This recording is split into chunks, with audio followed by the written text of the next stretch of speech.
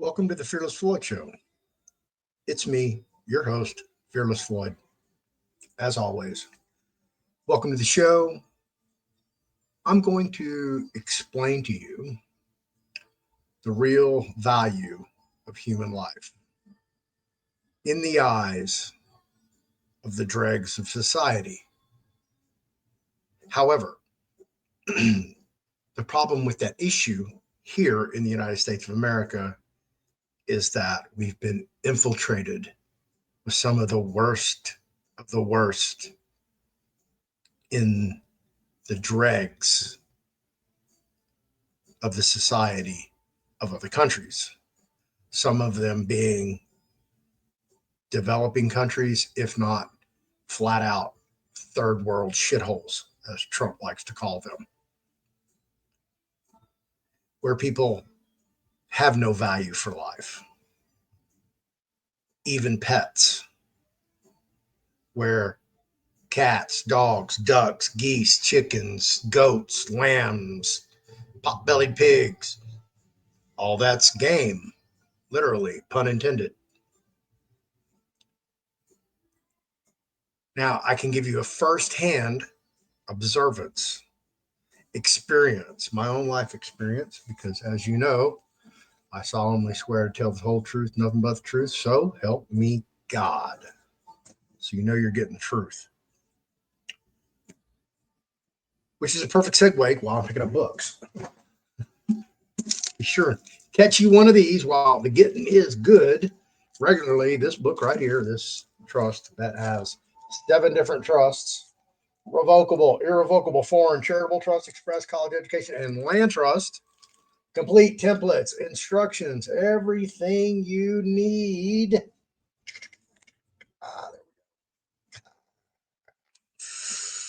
to create, operate, and maintain 7 different trusts. Usually it's 359 bucks. I'm sorry, 259 bucks, but I'm running all kind of crazy ass deals and specials and packages. So be sure and go check those out at fearlessfloydshow.com/store. Real easy to find, or just go to the fearlessfloydshow.com homepage. It's right there. You can't miss it. So,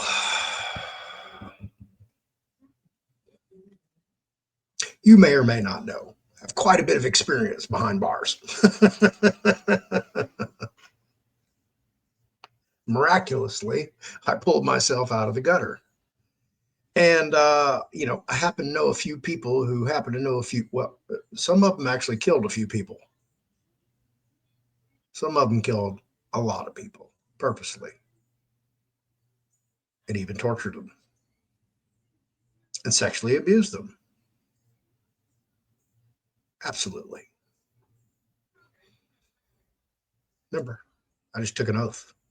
So when I talk to you from experience, we're rocking and rolling. All right. Well, this first article that I'm going to show you, excuse me while I whip this out.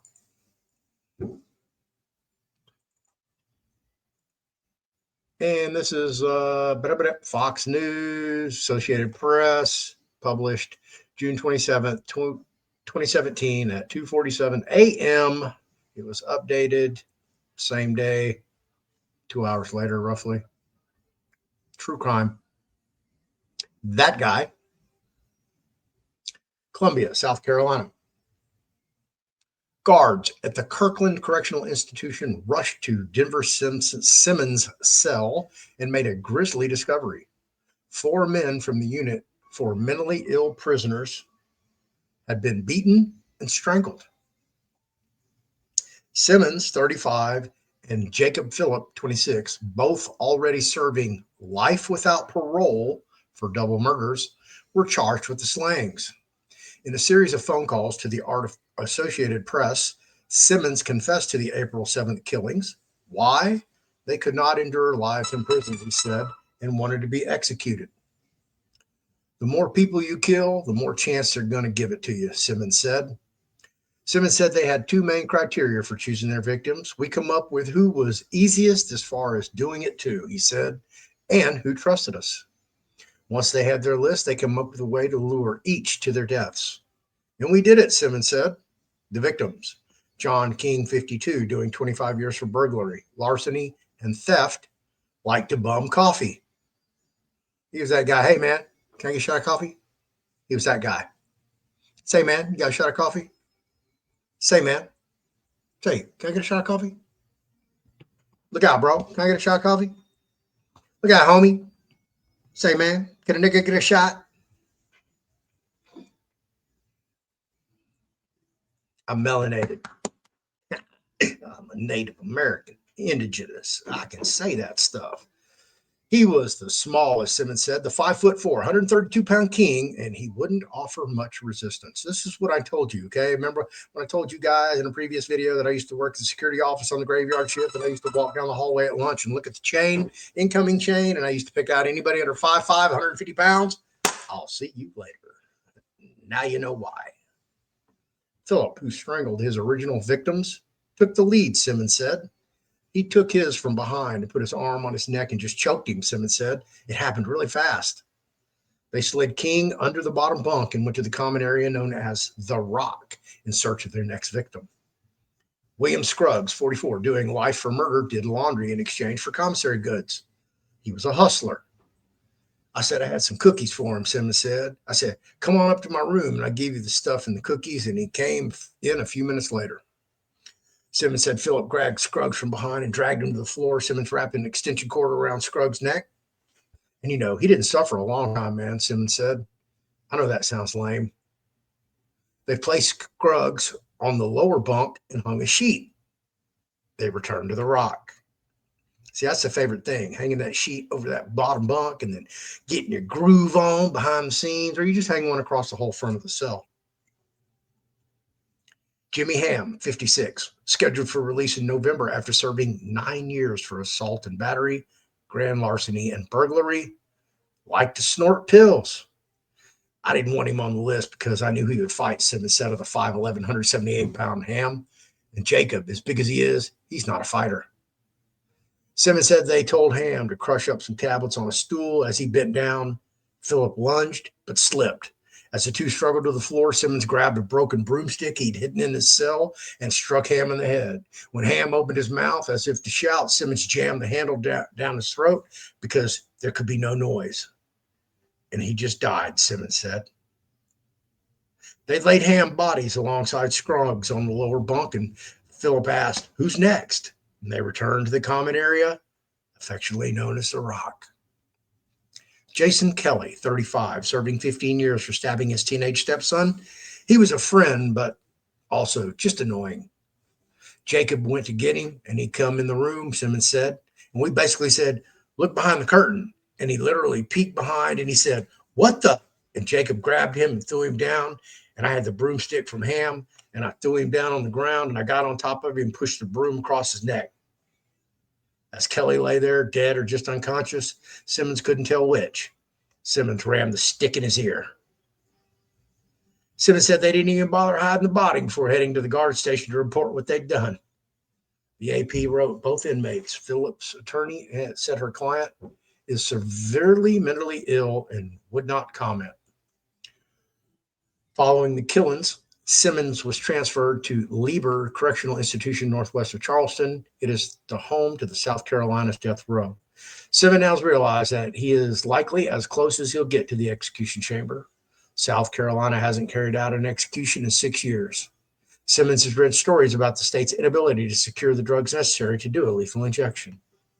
Even a recently confessed killer of 7 got life without a parole, he noted. The death penalty is not the death penalty anymore, he said. He imagines he'll do another 10 years in solitary and probably get another 4 life sentences tacked on to the 2 he's already doing. Obviously, we did it all for nothing, he said.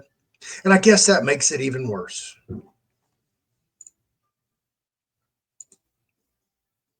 Like doing it for something is better. That's the logic. Now, these are people that are born and bred right here in the United States of America. Okay? And I've told you, I got ink on my back done by a guy who couldn't finish, got transferred to another cell block, kept playing his radio too loud. The guy in the cell next to him didn't like the wind unit, wanted off the wind unit, was looking for an excuse to get off the wind unit, and took advantage of the situation and told that dude, hey, if you don't turn that shit down, I'm going to fuck you up, boy. And I'm paraphrasing. But of course, he didn't listen and continued to play his rap, hip hop, banging, and he got banged on. So we move over to the next article. And I'm covering this because I want you to know, okay, what people born and bred right here in the United States, what they're capable of, okay? Because when I move to other countries and continents that are developing countries and third world countries, well, let me just show you right here in good old US of A what's happening. And this is from the Huntsville item, Huntsville, Texas. This is from Monday, December 30th, 2024. This is by Amy B. Wang, Washington Post, August 23rd, 2016, updated the same day. Quote, they'll kill for it. Close quote. Ramen has become the black market currency in American prisons. That good old brick of chemicals, basically. Instant ramen is delicious, easy to cook, ludicrously cheap, and surprisingly non-perishable. For all those reasons and more, the noodles are taking over tobacco as the preferred underground currency inmates use in prisons, according to a new study by Michael Gibson Light, a doctoral candidate at the University of Arizona School of Sociology. I could have saved him a lot of time if he had just like emailed me or called me. I could have told him all that. Stamps. Stamps are the number one currency. Even though soups, will feed your belly, soup stamps are really worth money. See, you can collect a whole bunch of stamps hustling and send them out to the world, and your people, they can take them to the post office, boom, boom, boom, boom, boom, and redeem them in for face value. Absolutely. So if you're hustling, okay, and you're getting, I'm just going to use 50 cents, a 50-cent stamp for a 25-cent transaction or a 30-cent transaction or a 40-cent transaction, you're coming up 10 cents. Now, the penitentiary, out here, you think 10 cents. Really, Floyd? Like 10 cents, man, that's a make it or break it in there. Okay, because I've seen people get killed over ramen freaking soup, which back when I was first doing time was 10 cents a pop. You go down to, your local grocery store and get 15 for $1. Now, when I left, I think they were 25 cents a pop. Now I think they're 50 cents a pop. So they're banking. They sell millions and millions of packs of ramen soup in Texas prisons. Okay, so anyway, that's enough of my end of it. Let me get back to the article. Prisoners are so unhappy with the quality and quantity of prison food that they receive that they have begun relying on ramen noodles, a cheap, durable food product, as a form of money in the underground economy, Gibson Light said in a news release on Monday. Because it is cheap, tasty, rich in calories, ramen has become so valuable that it's used to exchange for other goods. Over a year, Gibson Light interviewed 60 male inmates and staff members in an unmanned state-run facility as part of a larger investigation into how prisoners were responding to declining prison services. He labeled what he found punitive frugality, that is, as corrections budgets shrink, the cost of care shifting onto prisoners and their support networks. Enter the humble ramen brick. Inmates often use instant ramen packs to barter for other food items, clothes, hygiene products, and even services. Gibson Light observed. At times, he said he saw prisoners put down ramen packs or soups as literal bargaining chips during card games. According to the study, one inmate put it succinctly, soup is money in here. Gibson Light said he noted that the move away from A luxury currency such as cigarettes occurred even though the prison had not banned smoking or tobacco products. Rather, he wrote that inmates told him that they were receiving food deemed inedible or too little to sustain them for a day. He noted that the inmates at the prison in question used to receive 3 hot meals a day, but in the early 2000s, the second meal was changed to a cold sandwich and a bag of chips. All that and a bag of chips? Wait. Weekend lunches had been eliminated. Yeah, just 2 meals on the weekends. Overall, portion sizes for every meal were reduced. So let me tell you how they do that. Okay, if you're supposed to get a 4 ounce serving, they take a 4 ounce ice cream scoop. Okay, or they have a 4 ounce ladle.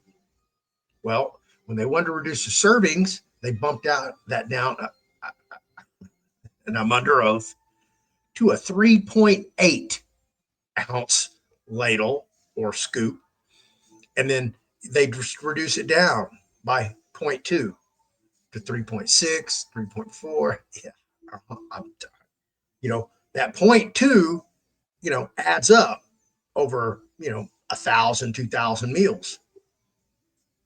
It's not much, but every dime counts when you're talking about corrections. It's causing people. Okay.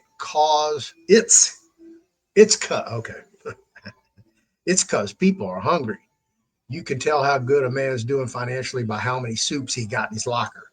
20 soups. Oh, that guy's doing good, one inmate told Gibson Light, according to this study. People will pay more for an envelope when they need to write home to get more soups. Prison is like the streets. You use currency for everything. In here, it's soups. Although he was surprised to discover that prison ramen black market, Gibson Light said that the shift points to a growing concern about the per capita corrections expenditures that have not kept pace with the number of inmates. He cited figures from the Federal Bureau of Prisons, that's the BOP, so fondly affectionately known, that showed states spent about 48.5 billion on corrections in 2010, a 5.6% decrease from 2009. Gibson Light is presenting his research at the American Sociological Association's annual conference in Seattle this week, according to a university spokesperson. The ramen study should not be a surprise to anyone who's spent time in prison, said Gustavo Guz Alvarez, co-author of Prison Ramen, Recipes and Stories from Behind Bars, which I used to own a copy. Absolutely. His book, published in November, recounts his experience in prison over 2 separate sentences, one in the mid-90s, another from 2006 to 2013. He quickly learned how critical ramen was to the inmate economy, and over the years, he devised ways to jazz up the instant noodles. They call that a spread. It's gold, literally gold, Alvarez told the Washington Post. People will actually, and I hate to say this, but they'll kill for it, believe it or not. Let me repeat that. People will actually, and I hate to say this, but they'll kill for it, believe it or not. And that's a quote. Alvarez said he'd never ate ramen before incarceration, but quickly discovered that the cheap bricks were a no-brainer purchase at the prison commissary if he wanted to stretch his account. It got to the point where some people would rather have a decent meal than a stogie, especially the way they're feeding us in prison, Alvarez said. Times have changed to cut a buck. Ramen was a staple for just about every meal he cooked on his own, he said. And without access to boiled water or a cooktop, he had to get creative, using tap water or eating a brick of noodles like a piece of toast. Well, see, he's not schooled. Okay. I'll come back to this. Let me highlight that. Let me get over here. Let me get some one-on-one time with you guys. Okay. Check this out. I got some survival food over here, and I got this guy over here living with me who's surviving. So he's eating this food, my survival food, in case, shit hits the fan.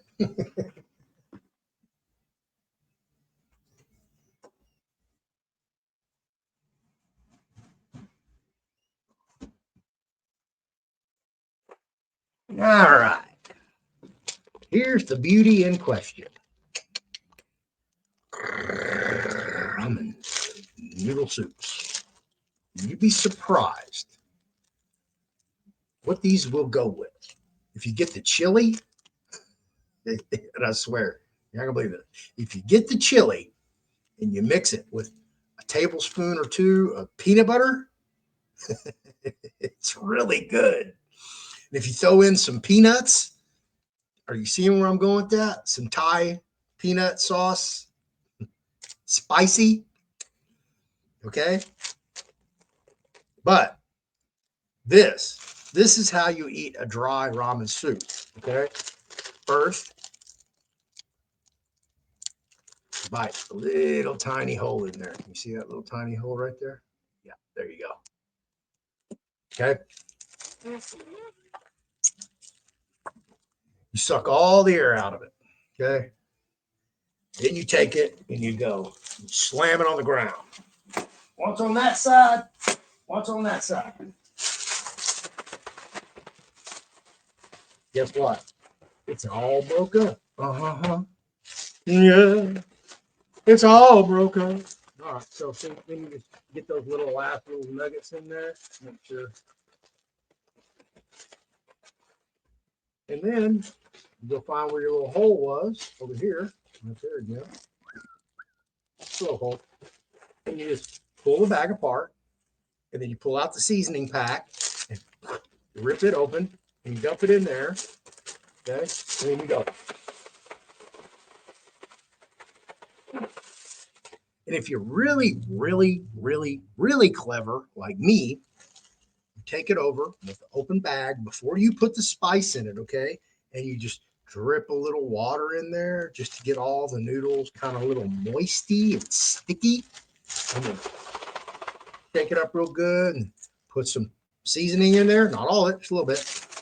Shake it up some more, a little more seasoning, take it more, and eventually you got the whole pack in there. Now you got seasoned, and they're crunchy but little tender on the outside and spicy. That's how you eat a dry soup when you don't have any boiling water. Or you can just put water in it in the bag just like it is and let the soup sit and it'll soak up the water. So you don't necessarily have to have hot water to eat a ramen soup. Your lesson of the day: how to survive in the wild with ramen soup and Fearless Floyd. I'm so proud of myself. Back to the article. Are you ready? So let's go find out why they will kill for a ramen soup. You would have to sit there at the tap and physically push the button for an hour to get it lukewarm, Alvarez said. Then, well, that's if you have running hot water, and most prisons do not have running hot water. All right. Then he would carefully pull open the top of the packaging, taking out the seasoning packet, and drop warm water into the pouch, softening the noodles enough for it to be edible. He would put that on a slice of bread with some mayonnaise and a piece of cheese. Alrighty. And I called that a ramen witch, he said. Alvarez also remembers eating them dry, spread with peanut butter and jelly, or a handful of raisins sprinkled on top. I would eat them before a handball tournament or a workout, he said. For some reason, it would give that an extra push. I can imagine all those calories. And like any currency, the value of a ramen pack fluctuated. I remember in 92, you could get them for 20 cents a ramen, Alvarez says. In 2013, last time I was in prison, they were equivalent to $1 a ramen, sometimes two. Invented in 1958 by Taiwanese-Japanese entrepreneur Momofuku Ando, instant ramens soon exploded into popularity worldwide and are now a multi-billion-dollar industry. They are notably embraced by cash-strapped college students, and in recent years, a host of chefs wanting to put their own spin on the ubiquitous noodles. Alvarez lives in Playa del Tijuana, Mexico, where he is working on a screenplay for a movie about prison life. Contrary to many people's assumptions, he said, he is not sick of ramen at all, despite eating it so frequently. In fact, now that he has a full kitchen, not to mention boiling water, he has expanded his ramen repertoire. His latest Improvisation is an oyster ramen dish that is basically some chopped onions, smoked oysters, cilantro, a dab of mayonnaise, and a hot sauce served atop the instant noodles. His pantry is full of packs of Maruchan, still his go to brand. You can't duplicate it. I don't know what it is they put in there. He stocks up at his local Walmart less than a mile away. There's only one thing he's still adjusting to now that he's on the outside. There's no shortage of ramen, he said. You know what I find, though? It's more expensive out here than in prison. Well, I doubt that. Maybe in Mexico.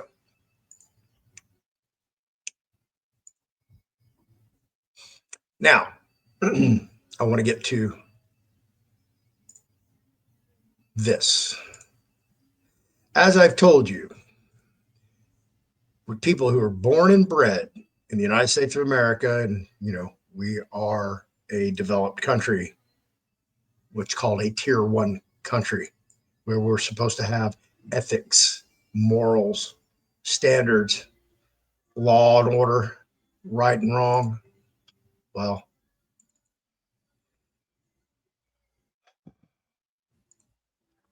sadly, other folks from other countries don't see it quite the same way that we here in the United States do. And these people don't value life. They just do it to do it. Not even a reason. There's not a soup involved. There's not a stamp involved. There's not a discrepancy involved. The worst of the worst are here.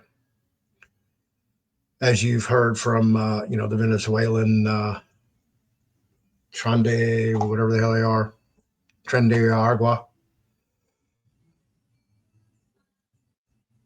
They are a very violent, vicious Venezuelan prison gang that the Venezuelan government acquiesced their prison system in 2009 over to the prisoners to run. So the prisoners ran the prison since 2009. So just imagine what it is being thrown in there if you're 150 pounds, 5'2", a Mayan Indian. Yeah, you either do what they tell you to do or you do what they tell you to do.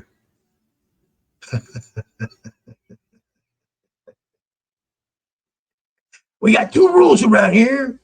You do what I tell you to do, and you do what I tell you to do. That's the rules, Holmes. Don't disobey the rules.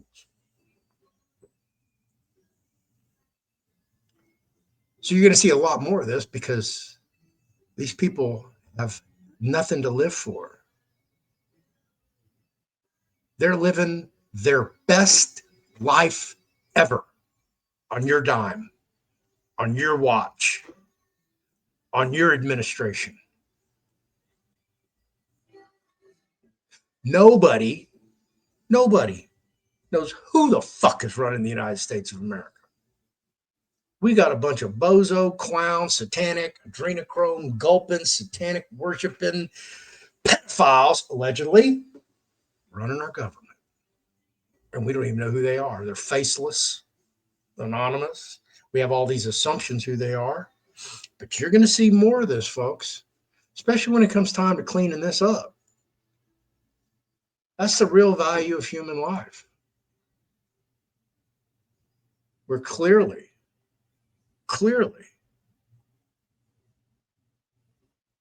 how did he say it?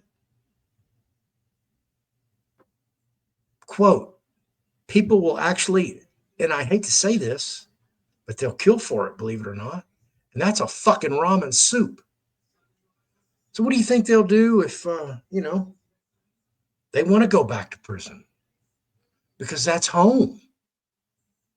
What happens when you cut off all their money and their benefits and their, $500 a night hotels and their free meals and their $3,000 a month SNAP cards and their free flights,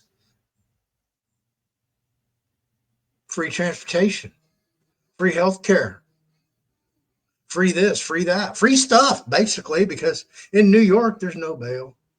They just made, a felony to steal shit in California. So they've been having a field day for the last 4 years. Just been balls to the wall. Shock and awe.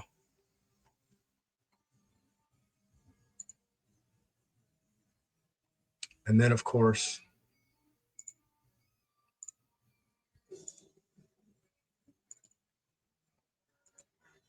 where it clearly says I did it for nothing because he just wanted to get out of prison and he wanted to get on death row. And they won't put him on death row. So he did it for nothing. He killed 4 people for nothing because he just wanted to go somewhere else. He wanted to go to heaven or hell, wherever that is. So imagine these people coming from prison that was run by inmates where it was vicious. It was a dog eat dog world, literally. They probably were eating dogs that were eating dogs in there. So I know in Mexico prisons, I believe that your family has to bring you food. Otherwise, you're gonna starve to death in there.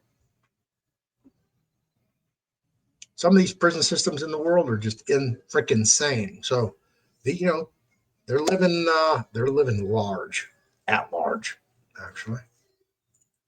So that's the real value of human life. That's what it looks like in real world scenarios.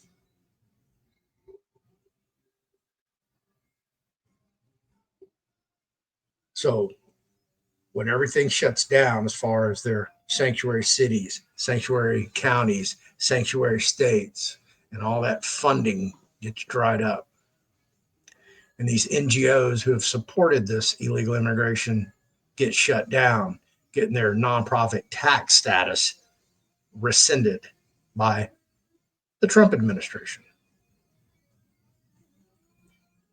when they're going to have to go survive, literally. And then that's when they're going to get, human trafficking is not going to be enough. They're going to be cracking down on that.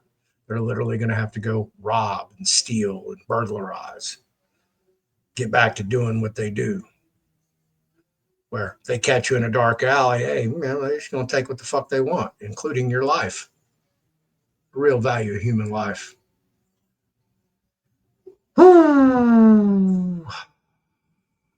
Did y'all learn something? I hope so.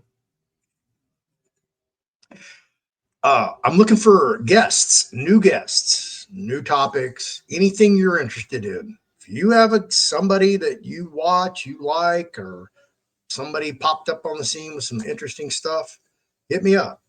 I'm looking to expand my horizon as far as my guest list. So I'm looking for people for January, February, and even into March. So if you have people coming up, hit me up this Thursday. Elizabeth Ruiz Rodriguez, January 2nd, 7 p.m. I will come on live at 6:30. So pay attention to that. Tomorrow, I don't know when this video is going to air, but it's going to air when it's aired. So please be aware what the real value of human life actually is to others who just don't have the same ethics, morals, and standards that you're accustomed to. Recognize. Hope you enjoyed the show. I really appreciate you being here. Don't forget, I have a special running.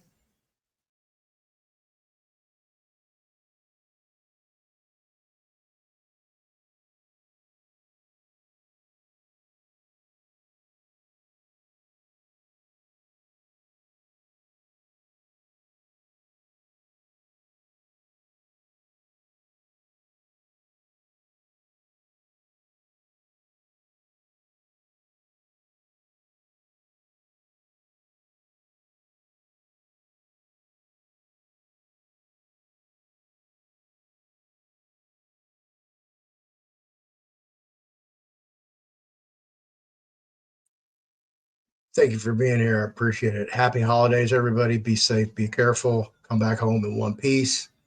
Going out to celebrate New Year's Eve. Don't drink and drive, please.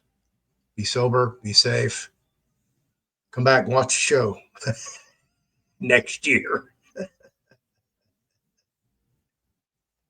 And again, at the end of next year, I'll be back with my, year in review on all those people who are supposed to be, helping you get somewhere and they never do. Rinse, repeat. So thank you very much, everybody. Be sure and don't forget.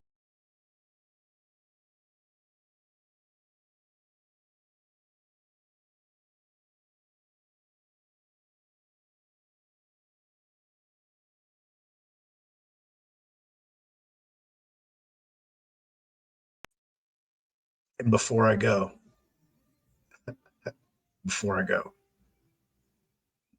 let me tell you about my little tantalizing story on the Clemens unit in Brazoria, Texas. Once upon a time, I used to be in 8 dorm. And 8 dorm was the penthouse. It's where all the politicians stayed. It was a small little dorm. That's where I lived with David Owen Brooks, one of the most prolific serial killers in the state of Texas. Absolutely. So one night in the middle of the night, I don't know, 2:30, 3 o'clock in the morning, the whole old building, boom, lights up. Everybody's chattering, yelling, hollering. Well, because we were on the politician wing, our door didn't lock. We can come and go 24/7, 365.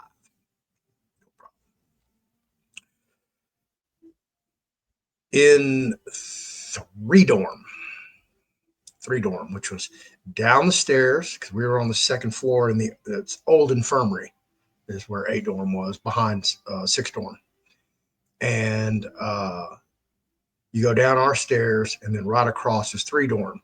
So right beneath us is 1 dorm and 4 dorm. No, I'm sorry.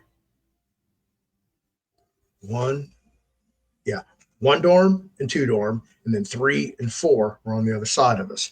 5 dorm was above 3 and 4. 6 dorm was above 1 and 2, and then 8 was in the back, the penthouse. So what the hell's going on? We're all, waking up. And so we're able to walk down the stairs, but not all the way. We got hemmed up. Hey, y'all. We know y'all work for the goddamn warden, but you can't come down here right now. Basically, what they said. And the white boy butcher, who was a white supremacist, was actually doing a life sentence for killing a guy with steel toe boots. Yeah, beat him to death. So he was on 3 dorm, and he didn't. Okay, and I'm almost quoting. Okay, he didn't like the rug heads staying up all night bumping their gums. Okay, and this is almost a quote, word for word. I'm paraphrasing a little bit. Okay, so he stole a French knife.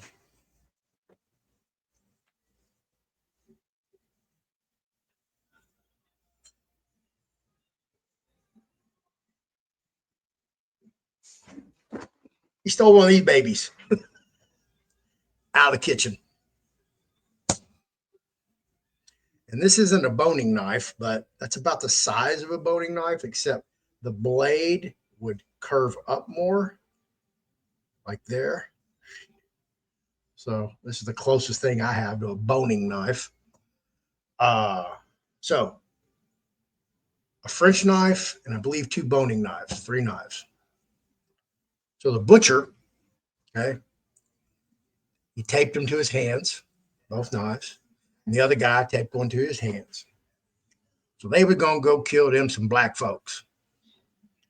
So about 2:30, 3 o'clock in the morning, 2 black guys were sitting on the brick wall in front of the shitters, the toilets. Okay. And they were just bumping. I don't know if they were talking loud or what. But these 2 guys got up and went and stabbed both of those guys, okay, the black guys, melanated gentlemen, over 100 times each. Absolutely. Did you hear me? Did you hear the reason? Did you hear the motive? They had to get because no correctional officer, not a warden, nobody except the county sheriff can carry a firearm inside a prison unit in the state of Texas.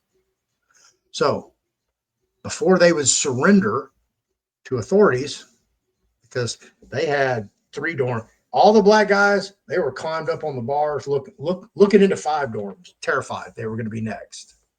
Imagine that scene. Two wild ass, bloody ass white boys waving knives, looking for black people to kill. Total chaos. But they called the DA, and that white boy, the butcher, he negotiated a plea before they even left the unit. Absolutely. And they took him off. And one of the melanated gentlemen who got stabbed over 100 times, they brought him back to the unit, surprisingly enough. And you could see him in the shower. Man, this guy had stab wounds head to toe, appendage to appendage to appendage to appendage. Absolutely. And guess what? You want to hear the insanity of the whole thing? They weren't even the two black guys that they were after for talking. These dudes were totally innocent. Got the wrong ones. They were in the wrong place at the wrong time. I swear, tell the truth, whole truth, nothing but truth. Help me God.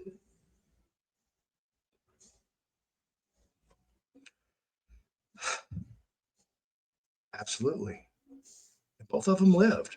Imagine that. Getting stabbed over 100 times, man. It was incredible. We all thought they were going to die. I was like, no way they're going to live. No way. I mean, the stories were horrific. But, that was way back then. Back when you could actually steal a knife out of the kitchen. You could go check this out. An inmate could. And then if you're clever, you could steal it. Oh, yeah. And guess who was the bookkeeper for the food service department who's like supposed to keep track of these? This one of the most prolific serial killers in the state of Texas, David Owen Brooks. Arr! Absolutely. And he worked for food service manager Gerald Cecil. And of course, the butcher got fired, because he got kind of taken away. And guess who they chose to be the next butcher?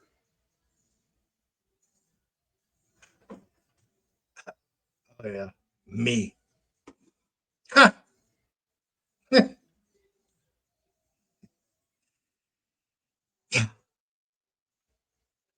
I wasn't yet Fearless Floyd. But as you can see, it was in the works. Thanks for hanging in here. Thanks for watching. I'll catch you next time, folks. Again, Happy New Year. Let 25 be the most prosperous, most healthy, greatest of your life.